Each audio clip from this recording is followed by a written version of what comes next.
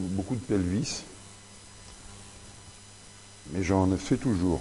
En fait, ce que je vais vous parler aujourd'hui, c'est d'une expérience qui a mûri il y a quelques années, en voyant un petit peu dans la pratique quotidienne. C'est vraiment une observation à la suite de la pratique quotidienne. On avait l'impression qu'il y avait de plus en plus de tumeurs de l'endomètre agressives chez des femmes jeunes qui n'avaient pas du tout le profil habituel, c'est-à-dire obèses, diabétiques, etc. Et on s'est fait une réflexion, mais il faudrait faire vraiment une évaluation sur une grande étude, parce que comme je le dis depuis très longtemps, il n'y a que les grandes cohortes qui permettent de sortir des chiffres intéressants et des réflexions à partir desquelles on peut poursuivre les études. Donc on a fait ce travail rétrospectif qui n'est pas terminé, qui va être en fait mon deuxième devoir de vacances, comme je vous disais. J'ai encore pas mal de travail. Donc je vais vous faire un petit rappel sur le cancer de l'endomètre et vous donner les résultats préliminaires de ce travail. En fait, en France, comme dans les pays occidentaux, le cancer de l'endomètre, c'est le premier cancer gynécologique. C'est le 5e au rang des cancers chez la femme, avec 6500 nouveaux cas en 2010 estimés. L'âge moyen est de 63 ans, à peu près le même que le cancer du sein. Et naturellement, le premier symptôme est constitué par les métrorragies, après élimination d'un cancer du col évident.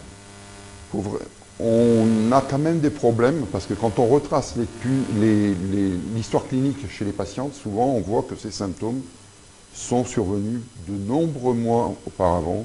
Et je pense qu'il faut vraiment faire passer la notion que toute métrorragie post-ménopausique doit faire penser au cancer de l'endomètre. Alors vous voyez en incidence les 5 cancers principaux, le sein, le colorectal, le poumon, la thyroïde, le corps utérin, donc c'est le 5e, avec le ratio de mortalité. Mais ça va être plus parlant sur la diapo suivante. Vous voyez la proportion, le taux de mortalité des principaux cancers féminins en 2010. Bon, je passe les 3 premiers, où vous voyez que le pronostic est malheureusement très défavorable.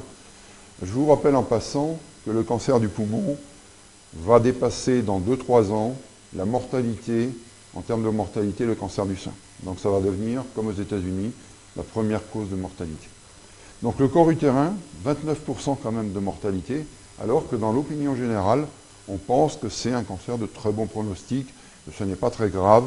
C'est malheureusement pas tout à fait le cas.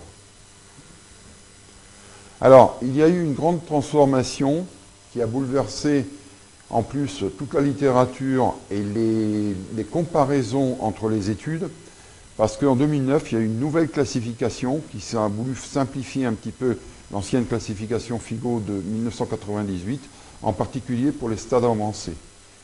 Et donc vous voyez que maintenant, il n'y a plus que 2 classifications, alors qu'avant, pour les stades 1 et 2, il y avait 5 catégories. On va y revenir. Ça, c'est le travail qu'on a repris entre 2000 et 2008. Une série donc de 648 patientes, qui n'est pas tout à fait négligeable. Je remercie au passage tous les amis qui ont participé à cette étude. Donc, quelques notions épidémiologiques. L'âge moyen, il est de 67 ans. Et vous voyez qu'il y a quand même 30% de patientes qui ont moins de 60 ans lors du diagnostic. Et même presque 6% qui ne sont pas ménopausées, moins de 50 ans. L'IMC médian, il est de 27, avec quand même presque 40% de patientes qui ont un BMI supérieur à 30. On retrouve les facteurs classiques de risque, 39% d'hypertension, 15% de diabète. Donc globalement, 94% des patientes sont ménopausées. L'âge médian de la ménopause est un petit peu plus élevé que la moyenne. Par exemple, dans l'étude sur les cancers du sein qu'on a fait, les 2 observatoires, on avait 50 ans. On retrouve un âge à la ménopause légèrement plus élevé, 52 ans. Et 34% de ces femmes ont eu un THS. Alors, du point de vue chirurgical, 80% ont eu une hystérectomie élargie, 20% une hystérectomie simple, 96% une annexectomie Et alors là, il arrive un point très très débattu dans la littérature, dans les conceptions thérapeutiques américaines, européennes et même françaises, sur la place de la lymphadéniectomie. D'une part pelvienne, d'autre part lombo-aortique. Je pense que ça sera une des questions de la discussion. Il y a 66% de curage pelvien et 14% de curage lombo-aortique. Et encore, il faut voir de quoi on parle, du nombre de ganglions prélevés, qui est très variable dans une étude à l'autre et même dans notre étude.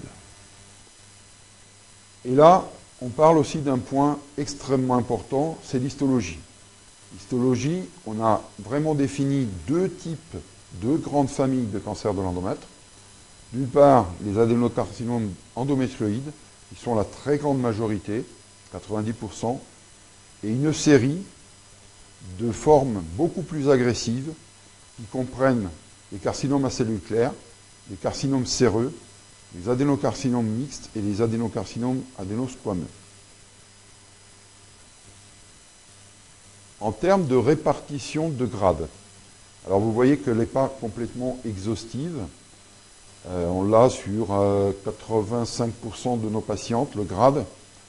Grande majorité de grade 1, 38% de grade 2, et surtout, ce qu'il faut retenir, c'est 17% de grade 3.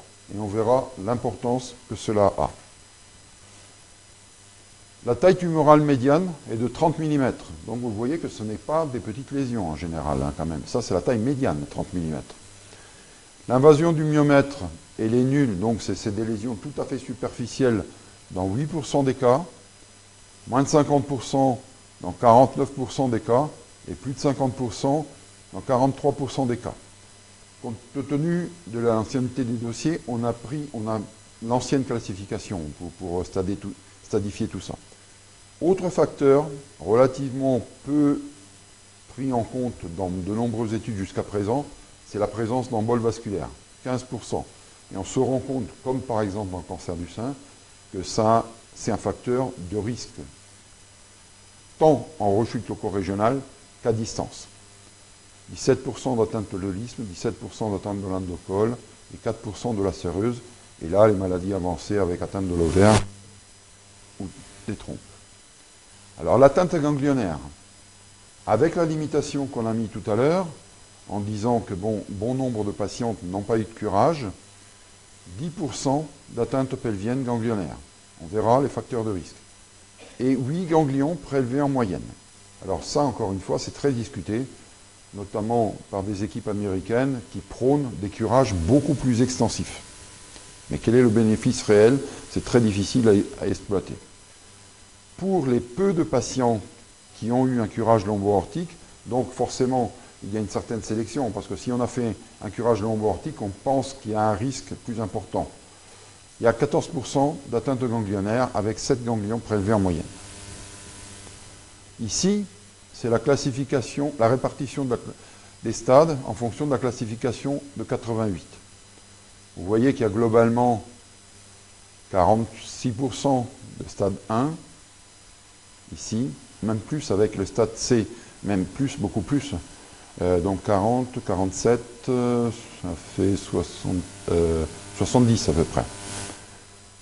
12% de stade 2, et puis bon, heureusement, les stades très avancés ne sont pas très nombreux.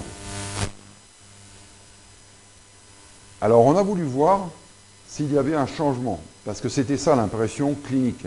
Cet observatoire, c'est venu, comme je vous le disais, dans l'impression clinique qu'on avait des lésions plus agressives. On a voulu séparer sur les deux périodes, 2000-2004 et 2005-2008, en termes de facteurs de risque majeurs. L'envahissement du myomètre, il est quasiment identique, 44%, 42%. En termes d'embol, pareil, il n'y a pas de différence significative. Ce qui change, c'est le grade. C'est significativement plus élevé sur la deuxième période de l'étude. Et ça, naturellement, ça a des conséquences thérapeutiques. Vous voyez que si on prend globalement l'ensemble des grades 2 et 3, il y en a plus de façon significative ici par rapport à la première période. Pourquoi cette transformation cette plus grande agressivité, je n'ai pas d'explication. Alors, en ce qui concerne la radiothérapie, pas de radiothérapie 13%, curithérapie vaginale exclusive 32%, radiothérapie pelvienne seule 12% et combinaison radiothérapie pelvienne plus curie 43%. Il faut rappeler ici que les techniques ont changé énormément. Maintenant, c'est de la curithérapie vaginale à haut débit de dose.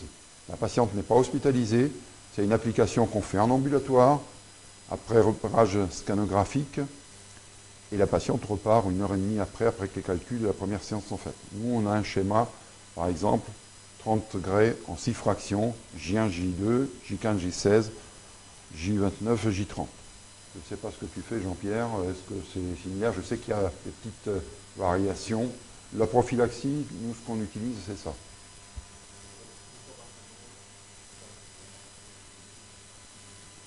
Voilà, c'est légèrement plus élevé en dose par séance, mais en dose équivalente, ça équivaut à peu près à 50 degrés.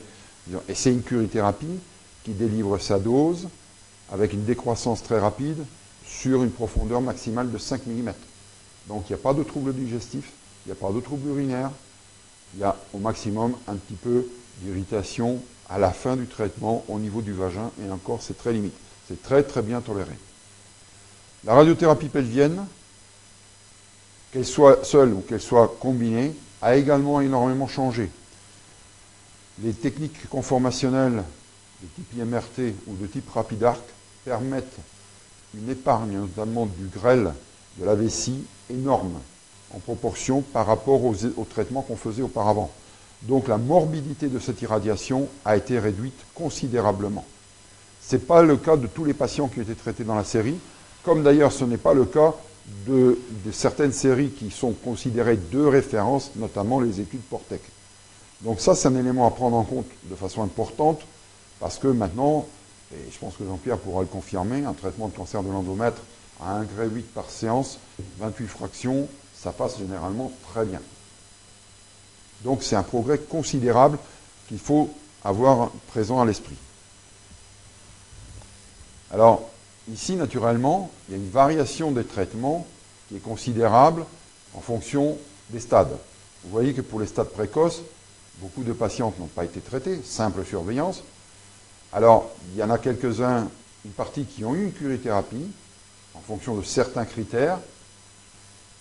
Quelques-uns ont eu même une radiothérapie pelvienne. A priori, ce n'est pas une indication. Il faudrait revoir pourquoi ces femmes, peut-être qu'ils avaient par exemple des emboles qui ont fait changer l'indication. Et naturellement, plus on avance dans les stades, plus le traitement est lourd. Ça, c'est logique. Alors, les effets secondaires, globalement, et encore, je vous dis, c'est des techniques non conformationnelles comme on fait à l'heure actuelle, sont relativement faibles. Les effets secondaires significatifs, c'est 2,6% d'effets digestifs et 3,3% d'effets secondaires urinaires. Le plus souvent, 70%, 75% de grade 1-2, sur des patientes qui ont quand même de très nombreuses comorbidités, notamment des facteurs vasculaires, des facteurs de diabète, donc qui aggravent le risque potentiel d'effets secondaires au niveau de ces organes. Les traitements systémiques ont été très peu utilisés. Jusqu'à présent, dans la littérature, il est très difficile de dégager des indications claires de chimiothérapie. C'est moins de 3%, et encore moins de 1% concernant l'hormonothérapie. En fait, l'hormonothérapie dans l'endomètre à l'heure actuelle, il n'est utilisé qu'en cas de rechute, notamment de métastases pulmonaires. J'ai 5 ou 6 patientes que je suis depuis plusieurs années qui sont sous hormonaux, mégas ou pharlutal, avec des résultats, des stabilisations remarquables, une excellente tolérance, notamment aucun problème thromboembolique. Et c'est vraiment stupéfiant le type de réponse qu'on peut avoir. Alors, on a un recul de 46 mois, on espère retravailler la série et pouvoir avoir un recul plus important, éventuellement adjoindre d'autres centres qui seraient intéressés. On a quand même, heureusement, 83% de rémission complète, mais malheureusement 17% d'évolution loco-régionale et ou métastatique. on a 7 patientes perdues de vue, ce qui est quand même 1%, ça ne fait pas beaucoup. En termes de rechute vaginale, 2,6%, rechute pelvienne, 3,4%, rechute lombo-aortique, 2,5%, et métastase, 12%. C'est pas tout à fait négligeable. Alors, il y a également 4,3% de second cancer, dont presque la moitié, ce sont des cancers du sein. Il y a aussi des cancers du côlon. Ce qui évoque quoi? Voilà, syndrome de Lynch. Alors là, on a fait le calcul du taux de rechute en fonction du stade. Et vous voyez que l'évolution est linéaire. On a 7,7% de rechute avec un P très significatif. Vous voyez vraiment, ça monte progressivement en fonction du stade. Très très faible pour les 1A, à peu près 5% pour les stades 1B et 1C, et c'est 2A, 2B, 8%, et là ça saute vraiment à 13%. Et c'est peut-être là qu'il faut vraiment réfléchir sur l'optimisation de la stratégie, parce que c'est le plus gros contingent, et on devrait pouvoir encore améliorer les choses à ce stade-là. Après, évidemment, on ne peut pas faire de miracle quand on a des patientes sur les stades avancés. Alors, ici, vous voyez les rechutes vaginales, très faible taux pour les stades 1A, 2,5% pour les stades 1B, 1C, et un peu plus élevé, plus on avance globalement. Globalement, 2,7%. Ici, c'est les récidives pelviennes, 3,3%. Et c'est pareil, c'est en fonction surtout des stades plus avancés. C'est relativement faible. Hein. C'est une erreur. Hein. Là, c'est pelvienne, c'est pas vaginal. C'est ça qu'il faut regarder. Et là, c'est pareil, il y a la même erreur. C'est lombo-aortique, c'est 2,5% de rechute lombo-aortique. C'est pas très fréquent, heureusement. Alors après, il y a toute une analyse à compléter en fonction des traitements. C'est relativement difficile. C'est pas fini, comme je vous l'ai dit. Il faudra qu'on revoie ça en détail. Alors ici, c'est une analyse des rechutes vaginales par stade et type de traitement. Vous voyez ici que bon, le taux est très faible après curithérapie. Ici, il n'est quand même pas tout à fait négligeable hein, pour les stades 1B. Ça fait quand même un B et un C. C'est à revoir. Ça fait 5 récidives sur 41 patients. C'est quand même pas nul. Donc il faudra revoir si les indications ont été posées peut-être de façon optimale ou suboptimale. Ici, c'est les rechutes pelviennes. Vous voyez très très faible après chirurgie plus radiothérapie Curie. Quelques cas après Curie ou chirurgie seule. Alors, les métastases. Les métastases, la majorité, c'est les lésions pulmonaires, la carcinose péritonéale, après métastase hépatique, métastase osseuse. J'ai 2 patientes que j'ai traitées avec une métastase tibiale révélatrice. L'état d'un tibia, traitement loco-régional, et une a fait des métapulmonaires qui sont stables sous hormonothérapie depuis plusieurs années. Donc 10% ont des métastases multiples.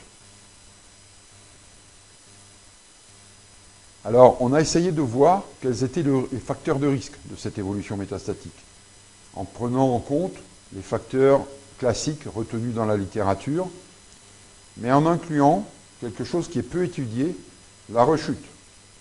Vous savez que dans le sein, après, je parle de l'infiltrant, après rechute infiltrante, il y a pareil, notamment après mastectomie, 40 à 50% de métastases dans les 5 ans. On a voulu voir l'impact de la rechute loco-régionale sur le risque métastatique. Et ici, vous voyez qu'on reparle du grade, parce que c'est probablement un des facteurs les plus forts de prédiction du risque métastatique.